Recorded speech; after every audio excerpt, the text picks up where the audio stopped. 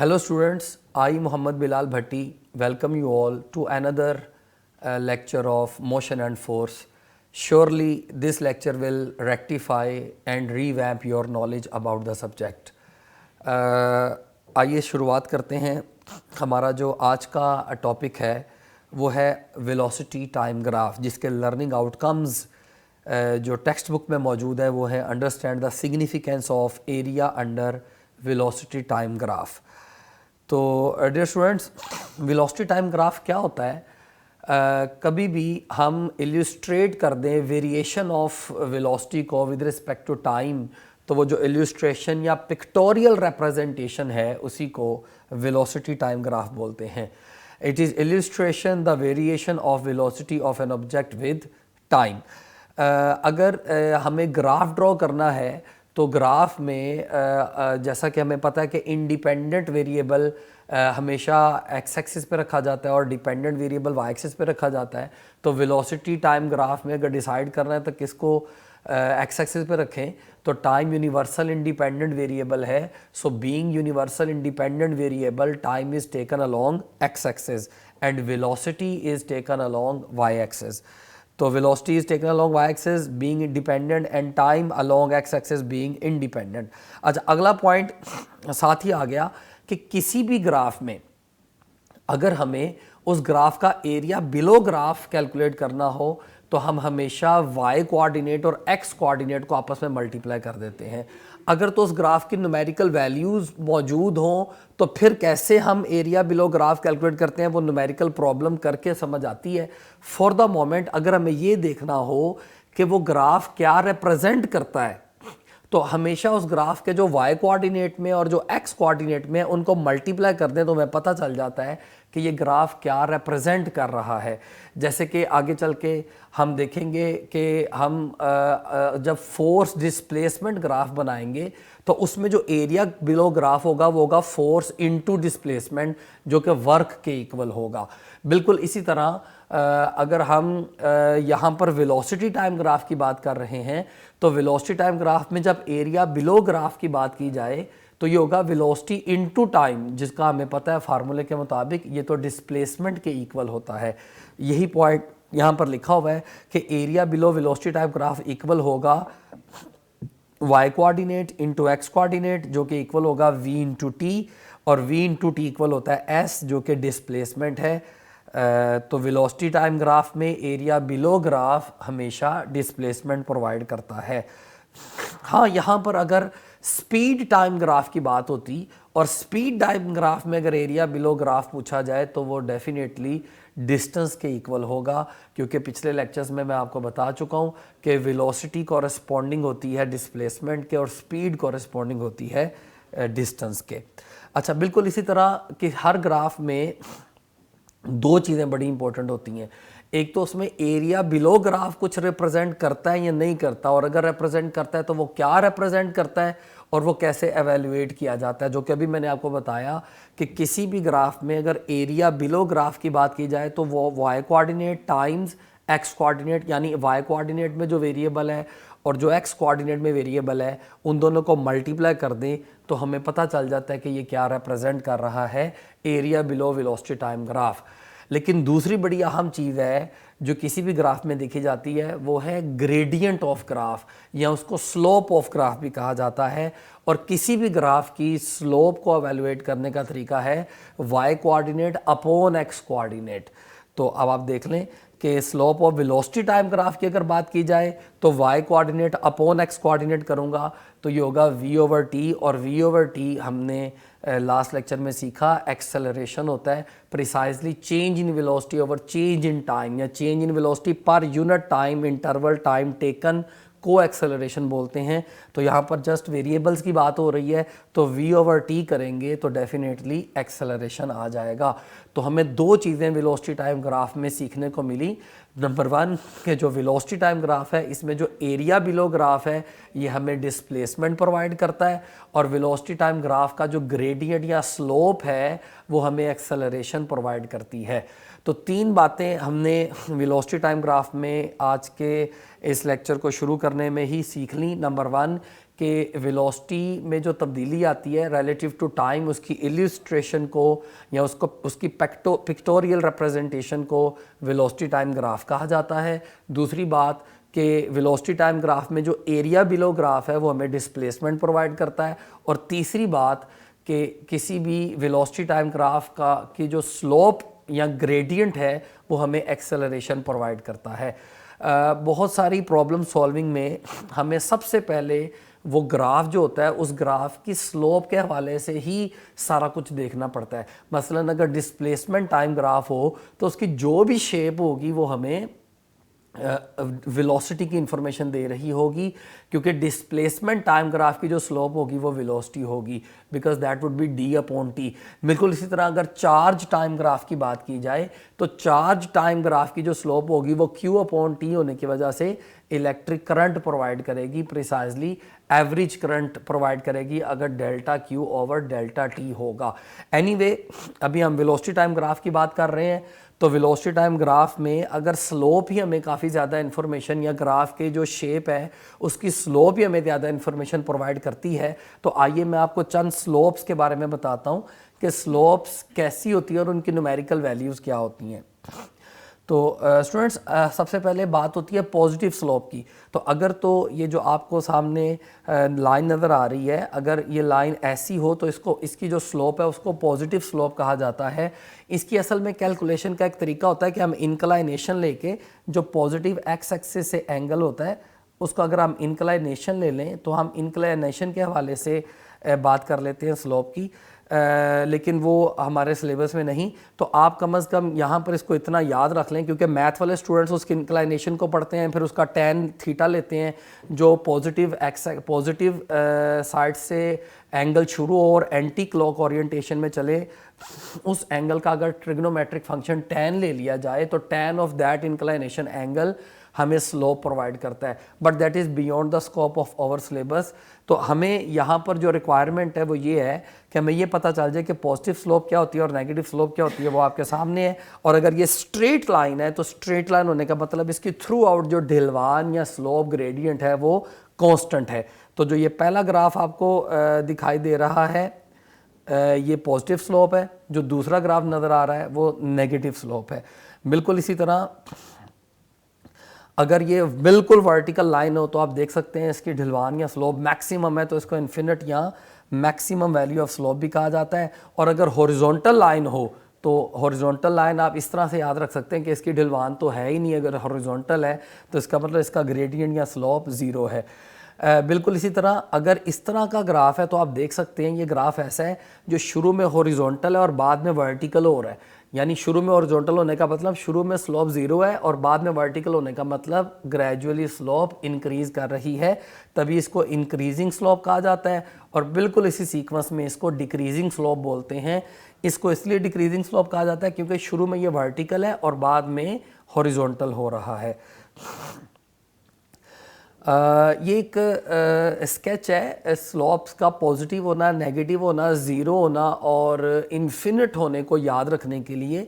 एक स्माइली आपके सामने है, इसमें जो पॉजिटिव स्लोप है आप देख लें उसकी अभी जो हमने लाइन पढ़ी थी जो कर्व स्ट्रेट लाइन है, और जो नेगेटिव है वो आँख की दो आईज़ बनी हुई हैं, और जो राइट आई है वो नेगेटिव मतलब नेगेटिव ऑफ स्लोप को शो कर रहा है। जो बिल्कुल वर्टिकल आ रही है वो इन्फिनिट स्लोप को, और सबसे नीचे जो हॉरिजॉन्टल लाइन है उसके राइट और लेफ्ट पे ज़ीरो लिखा है जिसका मतलब ये ज़ीरो स्लोप है।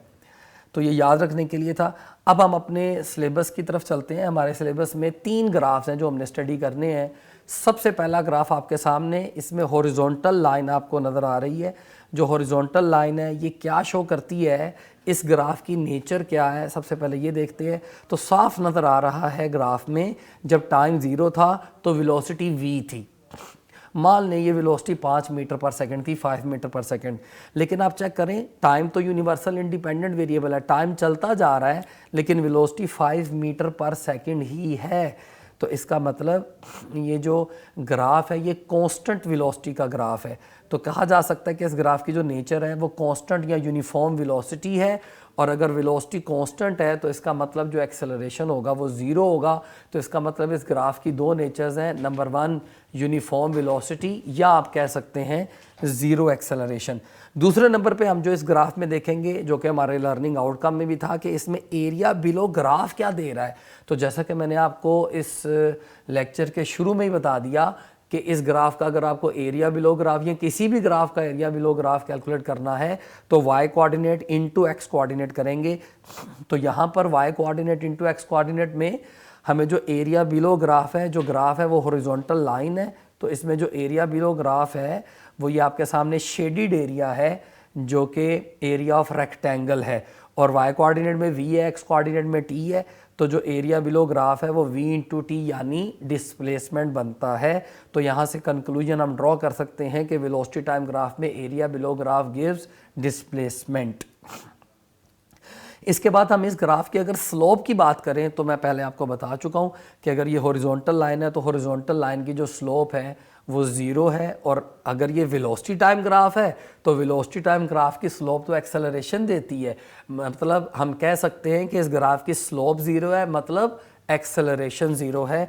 तो यहाँ से प्रूव हुआ कि जो ग्राफ की नेचर हमें बता रही थी कि इसका एक्सेलरेशन ज़ीरो होना चाहिए, हमने मैथमेटिकली भी प्रूव कर दिया कि वाकई इसका एक्सेलरेशन ज़ीरो होना चाहिए। यानी हमारी थ्योरेटिकल ऑब्जर्वेशन और मैथमेटिकल कैलकुलेशंस आपस में अग्री कर रहे हैं। तो हम कंक्लूजन ड्रॉ कर सकते हैं कि average acceleration of the car और any moving body during the interval time t is given by the slope of its velocity time graph. इसके बाद सेकंड ग्राफ की बात करते हैं। तो सेकंड ग्राफ में आप देख सकते हैं एक बॉडी ने ओरिजिन से अगर अपनी मोशन शुरू की तो जैसे जैसे टाइम बढ़ता जा रहा है वैसे वैसे वेलोसिटी भी ग्रेजुअली बढ़ती जा रही है। मतलब एक स्ट्रेट लाइन हमें ग्राफ के अंदर नज़र आ रही है, जिसमें आप कह सकते हैं कि टाइम के इक्वल इंटरवल्स में इक्वल वेलोसिटी में इजाफा हो रहा है। मतलब साफ पता चल रहा है कि इस ग्राफ की नेचर है यूनिफॉर्म एक्सेलरेशन। यहाँ पर एक कंफ्यूजिंग पॉइंट है, बच्चे इसको अक्सर बोल देते हैं कि ये यूनिफॉर्म वेलोसिटी का ग्राफ है। ऐसा नहीं है।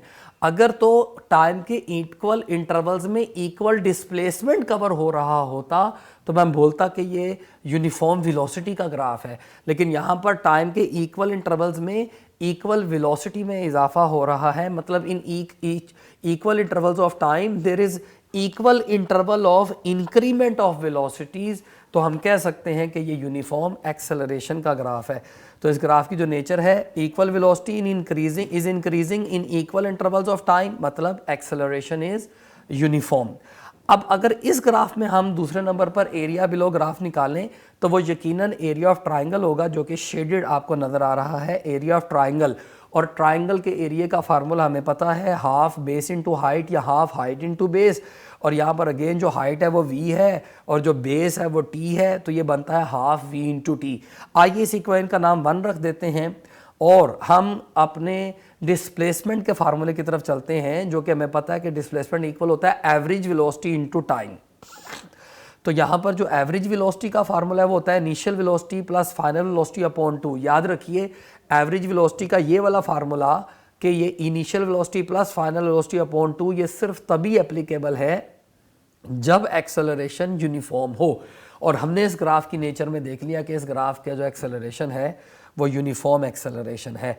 अब यहाँ पर ओरिजिन पर जो इनिशियल वेलोसिटी है वो 0 है और फाइनल वेलोसिटी का अगर नाम v रख दिया जाए तो जो हमारे पास अगला रिलेशन आता है वो आता है v over T times T, v over 2 times T, और ये बनता है जी हाफ v इंटू टी, जिसको मैं इक्वेशन 2 का नाम रख दूं। और अभी जो पहले इक्वेशन पढ़ी थी और ये जो एक अभी इक्वेशन आई आप चेक कर लें, दोनों सेम हैं। तो अगर इनको कंपेयर किया जाए तो राइट हैंड साइड्स इक्वल हैं तो लेफ्ट हैंड साइड्स भी इक्वल होंगी। मतलब साबित हुआ कि एरिया बिलो ग्राफ यहाँ पर भी डिस्प्लेसमेंट के ही इक्वल होता है। तो फिर कंक्लूसिव स्टेटमेंट आपके सामने, the area between the velocity time graph and the time axis is numerically equal to displacement covered या रफली speaking distance covered by the object. एक और यहाँ पर स्टूडेंट्स कंफ्यूजिंग पॉइंट है बच्चों के लिए, मैं आपसे शेयर करता हूँ कि इससे पिछले ग्राफ में हमने जस्ट v इंटू टी को s लिख दिया था, लेकिन यहाँ पर आपके सामने जो सबसे ऊपर लिखा हुआ है आपकी स्क्रीन पर, as we know that S is equal to average velocity into time, को मैंने अब की बार एस लिखा है, जबकि पिछले ग्राफ में मैंने जस्ट वी इनटू टी को एस लिख दिया था। तो क्या ये दोनों फार्मूले में फ़र्क है? तो इसकी ज़रा आप अंडरस्टैंडिंग कर लें। असल में पिछले ग्राफ में वेलोसिटी कांस्टेंट थी और कांस्टेंट का एवरेज भी वही होता है। ये मैंने लास्ट लेक्चर में जब मैं आपको यूनिफॉर्म वेलोसिटी के बारे में पढ़ा रहा था, वेलोसिटी वाले लेक्चर में, वहाँ पर भी ये बात एक्सप्लेन की थी कि अगर कोई बॉडी कांस्टेंट वेलोसिटी से मूव करे तो उसका यूनिफॉर्म उसकी वही कांस्टेंट वेलोसिटी इंस्टेंटेनियस और एवरेज के इक्वल होती है। तो लास्ट ग्राफ, जो फर्स्ट ग्राफ हमने अभी पढ़ा था, उस ग्राफ में बॉडी कांस्टेंट वेलोसिटी से मूव कर रही थी, तो चाहे हम v लिख लें या हम v एवरेज लिख लें, नो इशू। तो यही वजह कि वहाँ पर v लिखा था, क्योंकि एवरेज वेलोसिटी भी लिख लेते तो कोई मसला नहीं था, वेलोसिटी कांस्टेंट थी। लेकिन यहाँ पर वेलोसिटी के हमने दो वैल्यूज़ ली हैं, तभी हमें एवरेज वेलोसिटी लेना पड़ेगा, जो कि हमने इस तरीके से कैलकुलेट किया। दोबारा बता दूं, एवरेज वेलोसिटी का इस ग्राफ में जो हमने फार्मूला लगाया है वो initial velocity plus final velocity upon 2 वाला फार्मूला, ये तब तक ही एप्लीकेबल है जब एक्सेलरेशन कांस्टेंट या यूनिफॉर्म हो। आइए हम थर्ड ग्राफ की तरफ चलते हैं। तो जो बल्कि थर्ड ग्राफ पर आने से पहले इस ग्राफ की स्लोप की बात कर लेते हैं। तो साफ नज़र आ रहा है कि इसकी पॉजिटिव स्लोप है, और हमें पता है जो स्लोप है वो एक्सेलरेशन प्रोवाइड करती है। तो इसका मतलब इस ग्राफ का जो एक्सेलरेशन है वो यूनिफॉर्म पॉजिटिव कांस्टेंट है, जो कि हम नेचर में भी देख चुके हैं, नेचर ऑफ ग्राफ में। तो अगेन साबित हुआ कि जो हमें थ्योरेटिकल ऑब्जर्वेशंस थी और यहाँ पर जो मैथमेटिकल स्लोप कैलकुलेशन के ज़रिए हम जो ग्राफ रिप्रेजेंट कर रहा होता है उसको एवेलुएट करना अग्री कर रहा है। मतलब इस ग्राफ में जो ग्राफ की स्लोप है वो पॉजिटिव कांस्टेंट है, मतलब इस ग्राफ का जो एक्सेलरेशन है वो कांस्टेंट है। तीसरे ग्राफ की तरफ आए, जो हमारे सिलेबस का थर्ड ग्राफ है, साफ नज़र आ रहा है, पहले भी बता चुका हूँ कि ये इंक्रीजिंग स्लोप का ग्राफ है। तो इंक्रीजिंग स्लोप के ग्राफ से ही अंदाज़ा हो गया कि इस ग्राफ की जो नेचर है वो इंक्रीजिंग एक्सेलरेशन है। तो अब अगर इस ग्राफ में इंक्रीजिंग एक्सेलरेशन का ये ग्राफ है, तो अब इस ग्राफ में अगर हमें एरिया बिलो ग्राफ कैलकुलेट करना हो तो हमारे पास कोई प्रॉपर ज्योमेट्रिकल शेप नहीं बनती, लिहाजा हम उसको यहाँ पर कैलकुलेट नहीं करते। हायर क्लासेस में जाकर आप सीखेंगे कि मैथमेटिक्स के जो स्टूडेंट्स हैं वो सीखेंगे कि इंटेग्रेट करके हम इसको एरिया बिलो ग्राफ कैलकुलेट कर सकते हैं, लेकिन अभी वो हमारे सिलेबस का हिस्सा नहीं। तो हम डायरेक्ट स्लोप की तरफ चलते हैं। अब साफ नज़र आ रहा है, अगर ये इंक्रीजिंग स्लोप यानी इंक्रीजिंग एक्सेलरेशन का ग्राफ है तो इसका मतलब इसके हर एक पॉइंट पर स्लोप बदल रही है। तो ऐसी सूरत हालात में जब किसी हर पॉइंट पर स्लोप बदल रही हो, तो जिस पॉइंट पर स्लोप कैलकुलेट करनी हो, हम ऐसा करते हैं कि उस पॉइंट पर टेंजेंट ड्रॉ करते हैं, और वो जो टेंजेंट ड्रॉ करके हमारे पास स्ट्रेट लाइन आती है, हम उस स्ट्रेट लाइन की स्लोप कैलकुलेट कर लेते हैं। उसको मैथमेटिकली कैलकुलेट करने के दो तरीके हैं। पहला क्या y2 minus y1 upon x2 minus x1 के तरीके से, जो मैथमेटिक्स में बच्चों ने स्कूल मैथमेटिक्स में ही सीखा होता है, delta y over delta x। या दूसरा मेथड भी मैंने आपको बताया था कि ये जहाँ पर इंटरसेक्ट करती है स्ट्रेट लाइन, वहाँ पर एंगल थीटा आपको बनता नज़र आ रहा है। इस एंगल थीटा का tan, trigonometric function tan calculate कर लें तो भी हमें स्लोप का अंदाज़ा हो जाता है, बल्कि एग्जैक्ट हमें स्लोप की न्यूमेरिकल वैल्यू मिल जाती है। तो इसका मतलब अगर ये कर्व्ड लाइन है और इसके किसी भी पॉइंट पर अगर स्लोप कैलकुलेट करनी हो तो उस पॉइंट पर टेंजेंट ड्रॉ करें और उस टेंजेंट लाइन की स्लोप कैलकुलेट करें, तो उस पॉइंट पर एक्सेलरेशन आ जाएगा। और जैसा कि हमने सीखा हुआ है कि किसी पॉइंट पर जो एक्सेलरेशन होता है उसे इंस्टेंटेनियस एक्सेलरेशन कहा जाता है। तो मतलब कहा जा सकता है कि the magnitude of the instantaneous acceleration at this instant A, capital A जो लिखा हुआ है, is numerically equal to slope of the tangent at the point A on the velocity time graph of object as shown. Dear students, अगर instantaneous acceleration की बात हुई है तो लास्ट लेक्चर में जब मैं आपके एक्सेलरेशन करवा रहा था तो दो तीन बातें एक्सेलरेशन के हवाले से जो बाकी थीं वो मैंने यहाँ पर रखी, ताकि जब इंस्टेंटेनियस एक्सेलरेशन की बात आए तो मैं बता दूँ। तो बिल्कुल उसी कॉन्सेप्ट से जो हमने इंस्टेंटेनियस वेलोसिटी का पढ़ा था, इंस्टेंटेनियस एक्सेलरेशन को हम डिफाइन करते हैं limiting value of delta we over delta T when delta T approaches 0। 2 points और आपसे शेयर करने थे जो कि मैं पहले भी बता चुका था। रिटार्डेशन के बारे में रिटार्डेशन के हवाले से आपको बताया था कि अगर पॉजिटिव एक्सेलरेशन हो तो उसका मतलब होता है कि वेलोसिटी में इंक्रीज आएगा, नेगेटिव एक्सेलरेशन को रिटार्डेशन बोलते हैं, इसका मतलब वेलोसिटी में कमी आएगी। अब कन्वर्सली स्पीकिंग हम इस तरह भी तो कह सकते हैं कि अगर किसी बॉडी की वेलोसिटी बढ़ रही हो तो उसका एक्सेलरेशन पॉजिटिव होता है, वेलोसिटी डिक्रीज हो रही हो तो एक्सेलरेशन नेगेटिव होता है, जिसको रिटार्डेशन या डीसेलरेशन भी बोलते हैं। और एक और पॉइंट एवरेज वेलोसिटी के बारे में मैंने आपको बताया था कि अगर किसी बॉडी की वेलोसिटी कांस्टेंट हो तो वही उसकी इंस्टेंटेनियस होती है, वही उसकी एवरेज होती है। यहाँ पर एक्सेलरेशन के वाले से हम ये भी कह सकते हैं कि अगर किसी बॉडी का इंस्टेंटेनियस एक्सेलरेशन चेंज नहीं हो रहा तो इसका मतलब उसका एक्सेलरेशन यूनिफॉर्म है या इक्वल इंटरवल्स में इक्वल वेलोसिटी में तब्दीली आ रही है, इसका मतलब एक्सेलरेशन कांस्टेंट है। और अगर कोई बॉडी यूनिफॉर्म एक्सेलरेशन से मूव कर रही हो तो उसका इंस्टेंटेनियस एक्सेलरेशन, एवरेज एक्सेलरेशन और यूनिफॉर्म एक्सेलरेशन तीनों सेम होते हैं। पहले भी आपको मैं ये सारी बातें बता चुका हूँ। स्टूडेंट्स, वेलोसिटी टाइम ग्राफ जो हमारे सिलेबस में था उसकी सारे कॉन्सेप्ट्स आपकी खिदमत में रखने के बाद आइए समरी की तरफ चलते हैं। ये देखिए जी, पहला ग्राफ, अगर कोई ऑब्जेक्ट रेस्ट पर हो तो उसका ग्राफ ऐसा होना चाहिए, यूनिफॉर्म वेलोसिटी का ग्राफ, कांस्टेंट एक्सेलरेशन का ग्राफ। जो यूनिफॉर्म वेलोसिटी का ग्राफ है आप इसको ज़ीरो एक्सेलरेशन का ग्राफ भी कह सकते हैं। इसके बाद कांस्टेंट एक्सेलरेशन का ग्राफ, कांस्टेंट डिसेलरेशन का ग्राफ, उसके बाद इंक्रीजिंग एक्सेलरेशन या डिक्रीजिंग एक्सेलरेशन का वेलोसिटी टाइम ग्राफ, दोनों नॉन यूनिफॉर्म एक्सेलरेशन के ग्राफ कहलाते हैं। और ये नॉन यूनिफॉर्म डिसेलरेशन का ग्राफ। एक असाइनमेंट इन सारी कॉन्सेप्ट्स के बाद जो कि आपकी बुक में साइड इन्फॉर्मेशन पर इसका जवाब मौजूद है, लेकिन मैं जब असाइनमेंट का एक लेक्चर करवाऊंगा तो उसमें मैं आपको ये करके भी दिखाऊंगा।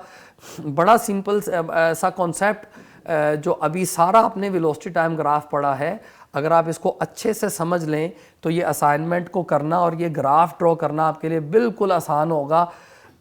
असाइनमेंट आपकी खिदमत में ये रखी है कि अगर किसी ऑब्जेक्ट को वर्टिकली ऊपर फेंका जाए under the action of gravity, an object is thrown vertically upward under the action of gravity, तो वो ऑब्जेक्ट सीधा ऊपर भी जाता है और सीधा नीचे भी आता है। तो इस पूरी मूवमेंट के आपने 3 ग्राफ ड्रॉ करके दिखाने हैं।